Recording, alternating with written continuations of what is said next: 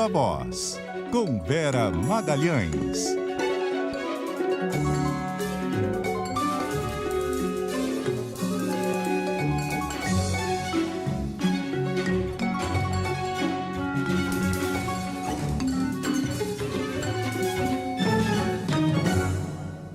Oi, Vera Magalhães, Viva Voz, tudo bem? Boa noite.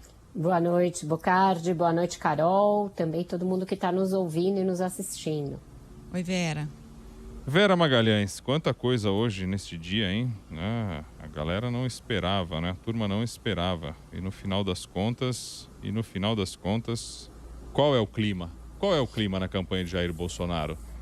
Clima de temor, desespero, Bocardi. As pessoas com as quais eu falei, muito preocupadas com o fato de que a prisão do ex-ministro Milton Ribeiro, dos pastores que comandavam um gabinete paralelo dentro do Ministério da Educação, atinge em cheio um dos pilares aí que restavam para a tentativa de colocar de pé um discurso eleitoral por parte de Bolsonaro, que era aquela máxima falaciosa, mas que o Bolsonaro repete a todo dia e repetiu mesmo hoje, de que no governo dele não existe corrupção, de que não há casos de corrupção no seu governo. Esse é um caso muito explícito de desvio de recursos públicos a partir de favorecimento político, de proselitismo religioso e com o dedo, com as digitais do presidente da República. Lembrando ao nosso ouvinte, já ouviu bastante o caso durante o dia, mas não custa a gente fazer aí uma rápida linha do tempo. Esse caso veio à tona no início de março, a partir de apurações do jornal Estado de São Paulo, depois complementadas pela Folha, mostrando que esses pastores, Arilton Moura e Gilmar Santos, tinham acesso pleno ao ministro Milton Ribeiro, comandavam a agenda dele em grande medida, eram os responsáveis por levar prefeitos e outros gestores de educação ao gabinete do ministro em busca de verbas do FNDE, que é o Fundo Nacional de Desenvolvimento da Educação, e em troca de benesses para eles próprios, né? Prefeitos relataram nessas reportagens especiais feitas pelos jornais, que em troca da liberação rápida de recursos, eles tinham de dar uma contrapartida a esses pastores que negociavam isso. E um áudio divulgado pela Folha mostrou que o ministro Milton Ribeiro disse numa dessas reuniões, em alto e bom som, que eles recebiam um tratamento especial por um pedido especial do presidente Jair Bolsonaro. Então a campanha está muito alarmada, porque ainda não tem muito acesso ao que existe na investigação, então eles estão muito tateando, pisando em ovos antes de defender o ministro, antes de falar em injustiça, em perseguição. Então eles querem primeiro ver o que foi obtido nos meses de investigação que separam a denúncia das prisões, né? Esse inquérito foi aberto a pedido, por ordem da ministra Carmen Lúcia, do Supremo Tribunal Federal, e a gente sabe que o ex-ministro depôs, que os pastores depuseram, que outros funcionários do MEC depuseram, mas nessa operação de hoje foram feitas várias prisões, a apreensão de documentos nos endereços dos investigados e também dentro do prédio do Ministério. Então, muita coisa ainda pode vir à tona em termos de pedidos, desses encaminhamentos políticos e do trâmite, como os recursos eram liberados. Era sempre em tempo recorde e sempre mais rápido para os indicados dos pastores, como o próprio ministro falava nesses áudios. Então, é tudo de muito fácil compreensão. Atinge esse discurso anticorrupção que o Bolsonaro ainda tenta vender, um discurso furado, e atinge também essa ligação, o elo que existe entre o presidente e os evangélicos, que é um elo muito forte, que levou a que o presidente defendesse o ministro, a própria Michele Bolsonaro também defendesse o ministro no primeiro momento. Então tem isso, tem elo da família com o ministro, muito difícil de dissociar, tem essa ligação com os evangélicos, que é um desgaste para uma relação importante do Bolsonaro, e tem a falência desse discurso furado anticorrupção que ele vinha tentando manter de pé. Evangélicos, uma parte, né, Vera? Porque está na conta aí do André Mendonça, da primeira-dama Michele Bolsonaro. Já tem uma parte da bancada evangélica que desde lá de trás dizia que não tinha nada a ver com isso. Então também tem muito ruído aí, né? Agora, o que ficou claro na época, quando o Milton Ribeiro saiu do cargo a pedido, porque ele não foi desligado, o presidente Jair Bolsonaro, na época, saiu em defesa, se colocaria a cara no fogo pelo ex-ministro, e a primeira-dama Michele Bolsonaro também, né? Então agora estão tentando tirar o corpo fora, mas lá atrás já defenderam, né? Os dois, Carol. Você pontuou bem essa divisão que se instalou tanto na bancada evangélica quanto nas denominações evangélicas, como na própria Assembleia de Deus. Os dois são representantes de ramos da Assembleia de Deus, mas a Assembleia de Deus em si chegou a dizer que não tinha nada a ver com aquilo na ocasião. Então agora todo mundo tentando isolar o ministro, que ficou tóxico da parte da família Bolsonaro, e isolar também os ex-pastores por parte dos políticos e das lideranças evangélicas.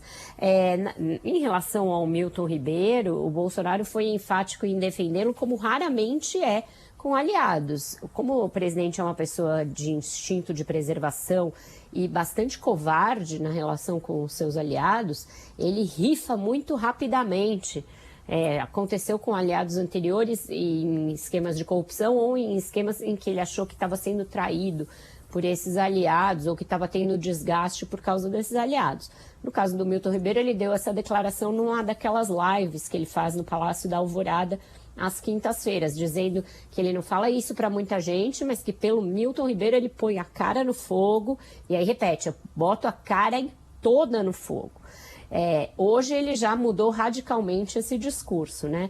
Já falou que se ele foi preso é porque tem algum motivo, que se ele provar a sua inocência, muito bem, senão que ele pague por isso, e que o governo não vai tentar acobertar nada. O ministro da Justiça foi na mesma linha, né? Essa tentativa de fazer do limão uma limonada, que logo nas primeiras horas depois da prisão eu disse que aconteceria. Escrevi um texto no Globo a esse respeito. Então, o Anderson Torres também veio dizer, olha, se ele está sendo preso pela PF, sinal de que tem independência e de que nós não interferimos nos órgãos de controle. Não é bem assim.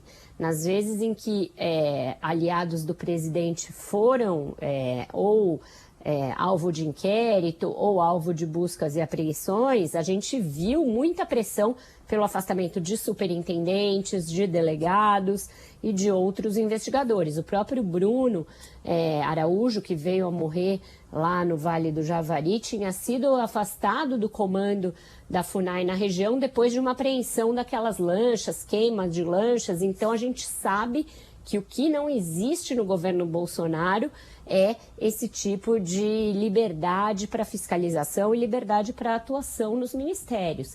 É até engraçado, porque na fala de hoje para uma rádio em que tentou se desvencilhar do Milton Ribeiro e tal, o Bolsonaro falou que existe compliance nos ministérios. Eu dei muita risada com essa declaração no momento em que eles tentam entrar de coturno na porta, por exemplo, dentro da Petrobras, que é uma empresa que sim tem compliance e que eles estão tentando mudar, inclusive, a lei das estatais para limar o compliance. Então, é muito engraçado ver o Bolsonaro falando em compliance e que isso impediria corrupção nos ministérios. O que impede ou o que faz cessar a corrupção é quando a imprensa ou o Ministério Público ou alguém denuncia. Não fosse isso, Milton Ribeiro estava lá até hoje, estava lá gozando da simpatia do presidente e da primeira-dama, os pastores estavam frequentando o Palácio do Planalto, como frequentavam quase sempre. Eles foram 35 vezes no prazo de 2 anos ao Palácio do Planalto, em várias dessas ocasiões recebidos pelo próprio Bolsonaro. Então, compliance é uma coisa que não existe. No Ministério da Saúde é a mesma coisa. Aquela vacina indiana Covaxin teria sido comprada de forma terceirizada, com intermédio de lobistas, superfaturada, se não tivesse vindo à tona a denúncia feita por um deputado e por um servidor e que depois foi amplificada na CPI da pandemia. Então, é balela essa história de que existe compliance no governo Bolsonaro.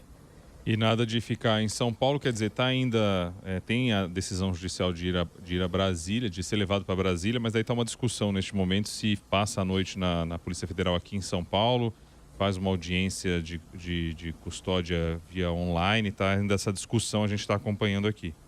É isso, Bocardi. A primeira decisão do juiz Renato Borelli, da 15ª Vara Federal lá de Brasília, que foi quem determinou as prisões, as buscas e apreensões, etc., era de que ele fosse transferido para depor presencialmente. Ele disse que a audiência presencial era necessária nesse caso. A defesa está tentando recorrer. O ministro foi preso em Santos.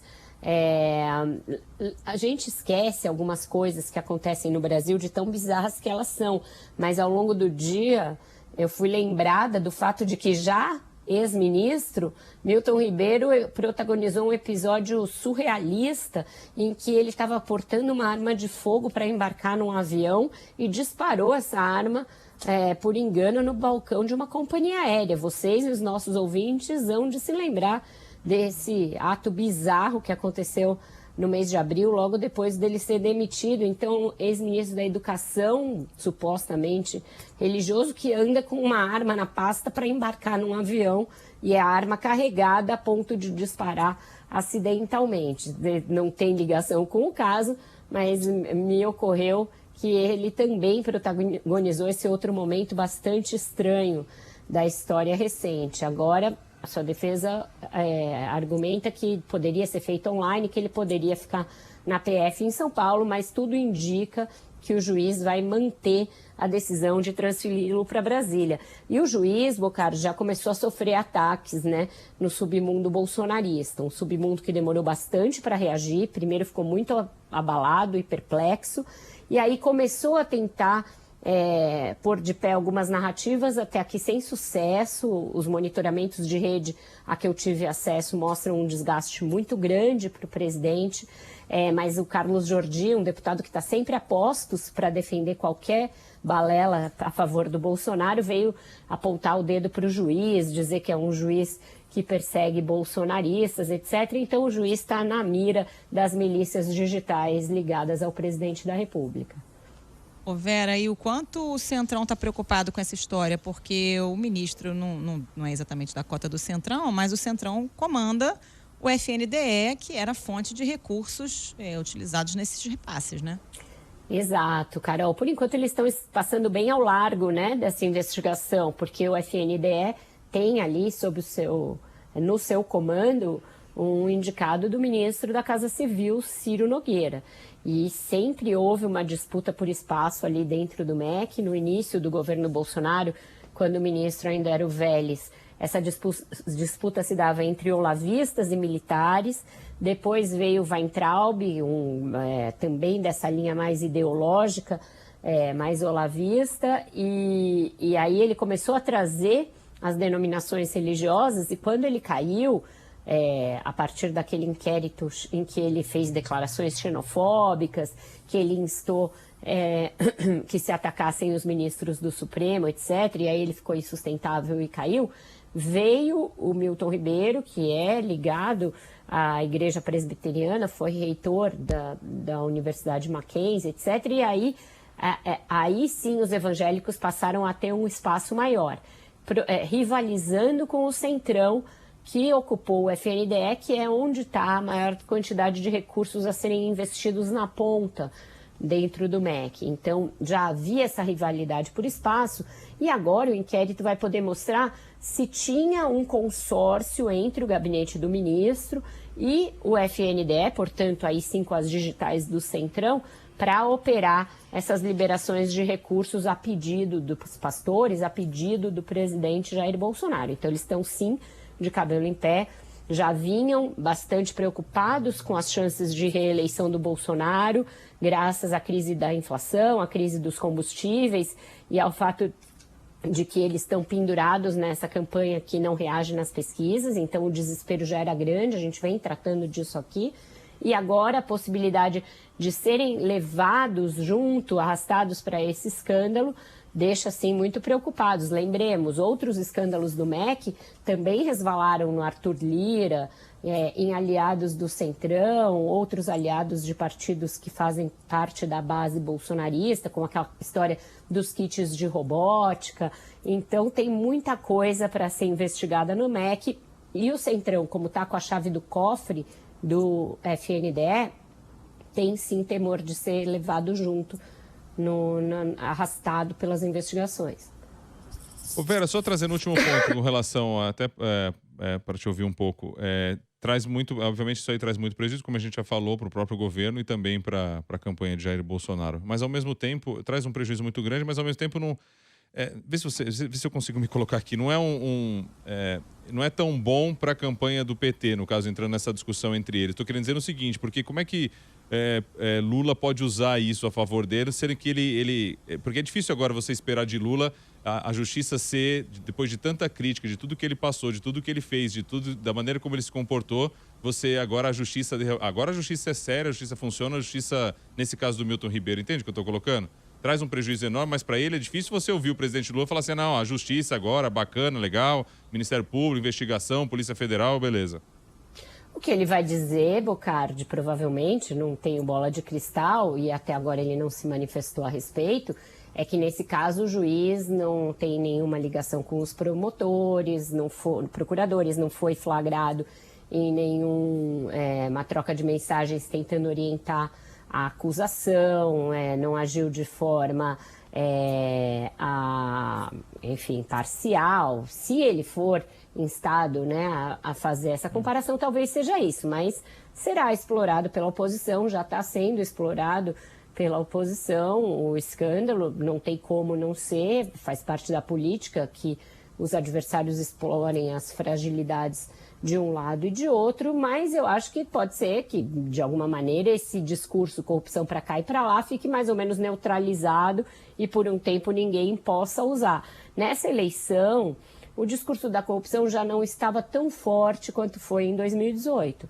Tem sido muito mais forte a presença dos temas econômicos, né, a volta da fome, o aumento da desigualdade, o aumento aí das pessoas em situação de rua, de pobreza. Então, essas questões que dizem respeito ao bolso das pessoas, a inflação, claramente, estão muito mais presentes na cabeça do eleitor, aparecem nas pesquisas como a principal razão de voto. O Bolsonaro, para fugir disso, porque isso é uma coisa que atinge diretamente quem está no poder, vinha tentando resgatar a coisa da corrupção do PT, a corrupção investigada pela Lava Jato, Petrolão, etc.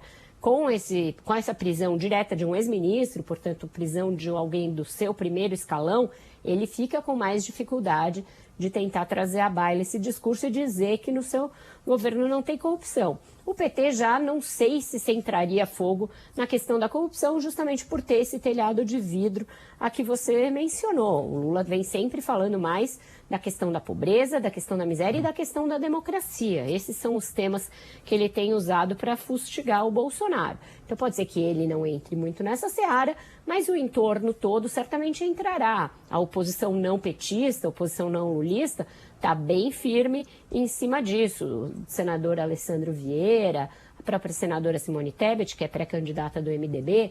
Então, outros adversários vão para cima com essas prisões para fustigar, sim, o Bolsonaro. O que eu estou querendo dizer com isso é que a gente tem uma situação aí bizarra. A gente tem um assunto tão grave que atinge a todos, que aflige a todos no país, que é a corrupção, e ele não pode ser tratado nem discutido por ambos que lideram as pesquisas, digamos assim, nesse país. Porque realmente é, no mínimo, bizarro, Vera Magalhães, essa situação colocada aí, né?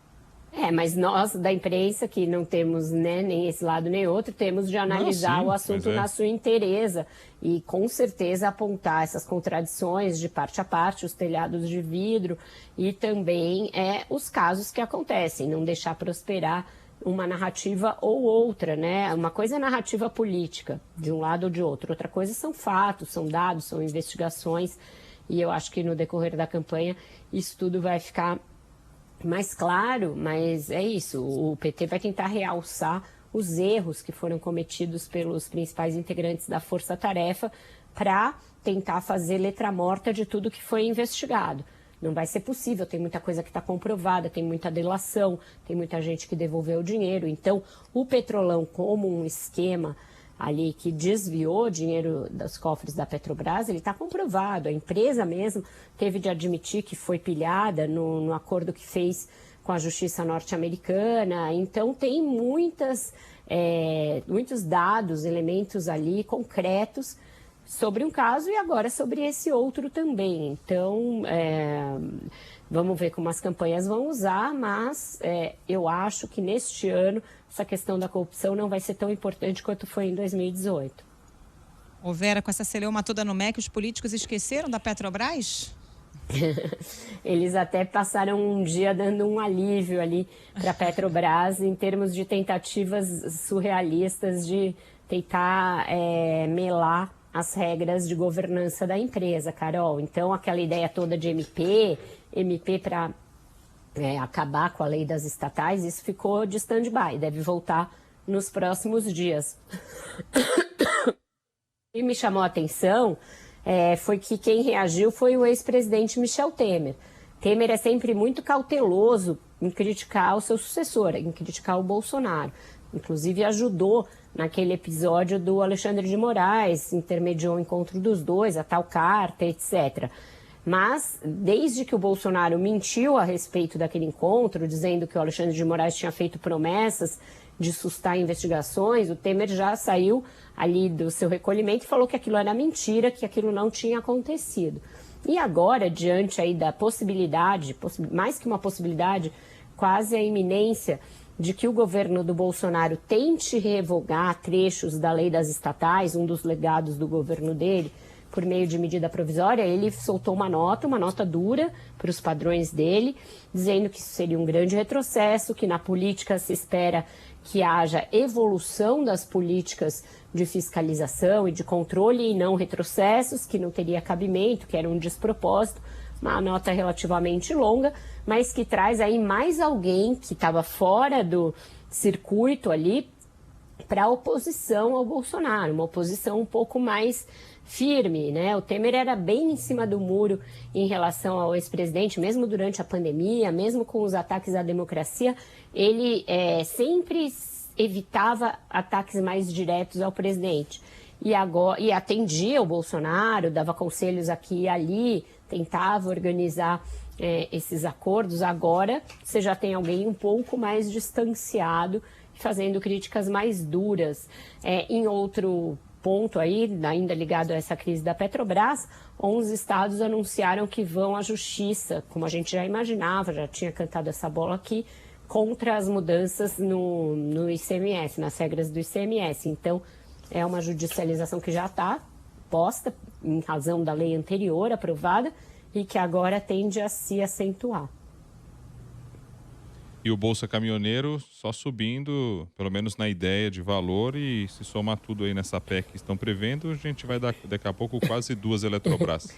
É isso mesmo, Bocardi. Ontem a gente falou que o valor de R$ 400 que estava sendo estudado para esse auxílio aos caminhoneiros era irrisório, perto do gasto que eles têm.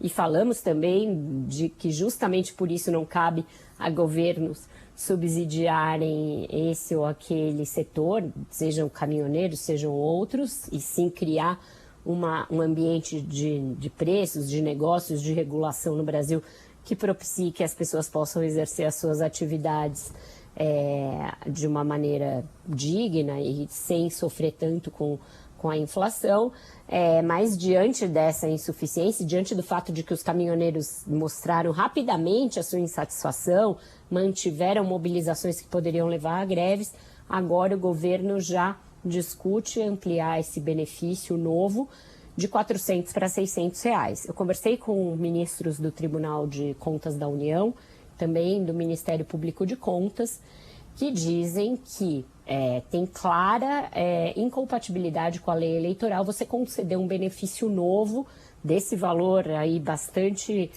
significativo às vésperas da eleição. A lei eleitoral proíbe gastos voluntários novos a menos de 6 meses das eleições.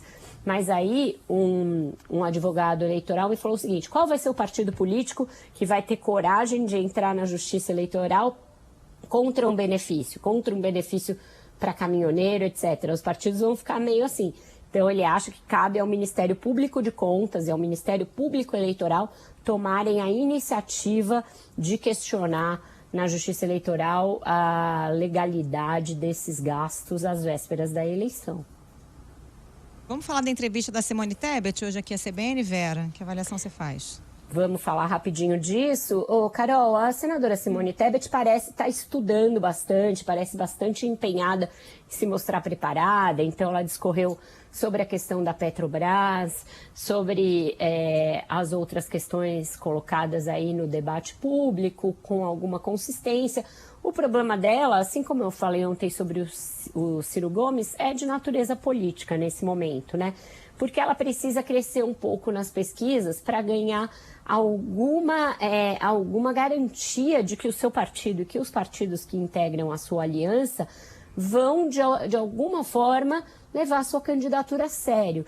Há relatos aí nos bastidores de que já está faltando dinheiro por parte do MDB para a campanha. Então, o MDB não está disponibilizando grandes fatias do seu fundo eleitoral e do seu fundo partidário para pagar as despesas que são necessárias nesse momento. Por exemplo, ela precisa fazer pesquisas qualitativas que embasem o discurso, que embasem a confecção dos programas de TV, etc. E essas pesquisas ainda estão atrasadas, porque não tem dinheiro para elas.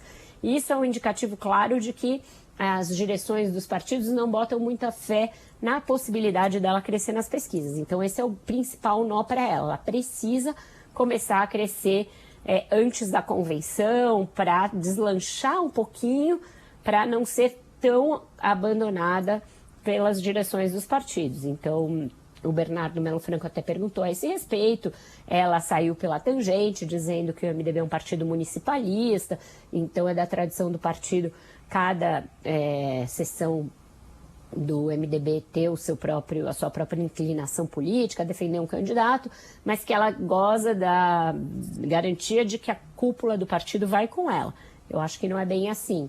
Né? Na foto é assim, nas declarações públicas é assim, mas o que interessa numa campanha é estrutura, é palanque, é dinheiro, e isso, por enquanto, ainda não está garantido que ela vai ter.